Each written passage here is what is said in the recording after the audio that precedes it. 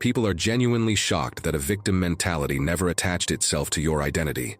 Considering the depth of betrayal, loss, pressure, isolation, and emotional warfare you endured, most would have become hardened, bitter, and permanently shut down. Yet here you stand, steady, grounded, composed, and continually rising. That alone confounds expectations and rewrites assumptions about what survival truly looks like. Many quietly admit that if they had walked your road, they would not have finished the journey with their heart intact. They would have shut down emotionally. They would have trusted no one. They would have turned cold. Yet you somehow emerged with discernment instead of bitterness, with strength instead of resentment, with clarity instead of chaos. That contrast alone makes people study you from a distance in disbelief. To outsiders who meet you now, your life appears effortless. Your posture, your voice, your presence, your emotional steadiness give the impression of someone who never knew hardship.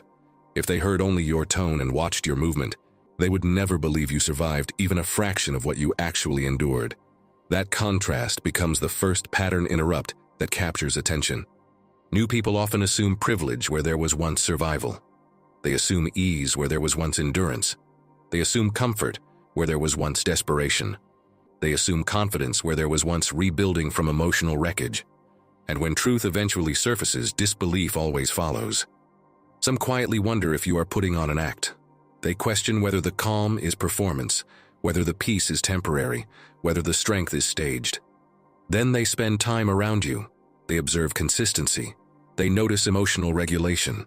They experience safety in your energy. The questions dissolve. The truth becomes undeniable. The healing is real. You unknowingly became a blueprint for escape routes others never thought existed. Without ever announcing your history, your outcome now speaks louder than any testimony. Your life itself demonstrates that recovery does not have to look broken, delayed, or bitter. Your composure becomes proof that restoration does not always arrive as noise. Sometimes it arrives as quiet mastery. Many people quietly attach their hope to your existence. They observe how you speak. They examine how you respond under pressure. They analyze how you navigate conflict. They pay attention to how you walk away instead of retaliating. And in those behaviors, they find evidence that they too can escape the internal prisons that once felt permanent. People who were trapped in cycles of emotional abuse, toxic environments, and internal torment now point to you as a reference point for possibility. Your survival becomes their evidence. Your forward motion becomes their permission to move.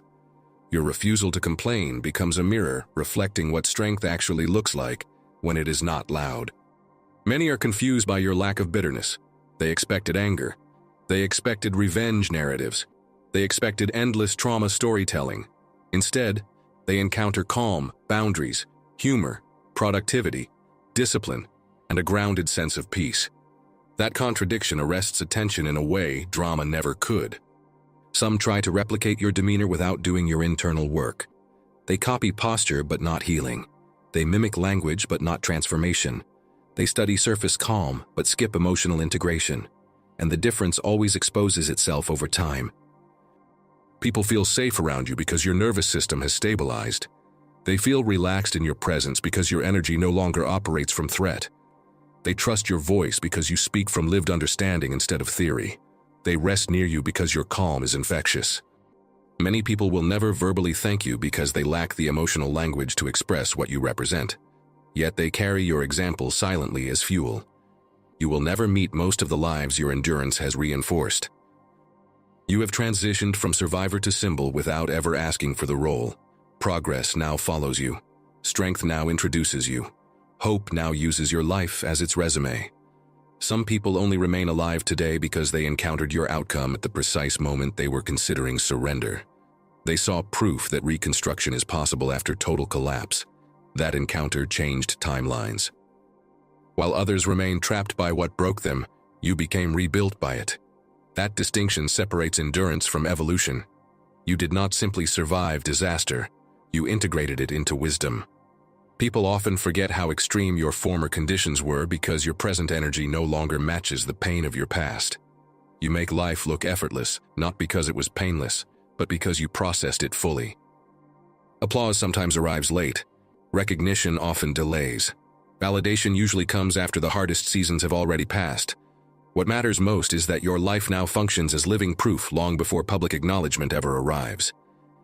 Celebration will approach you unexpectedly in ordinary places.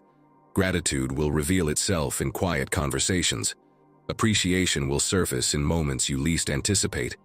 Impact always travels ahead of confirmation. You never chased influence. You chased stability. Influence followed anyway. You never tried to inspire. You tried to survive with dignity. Inspiration followed naturally. Your legacy is not defined by what tried to destroy you. It is defined by what could not. And the story continues unfolding upward from here. And now let's pray together.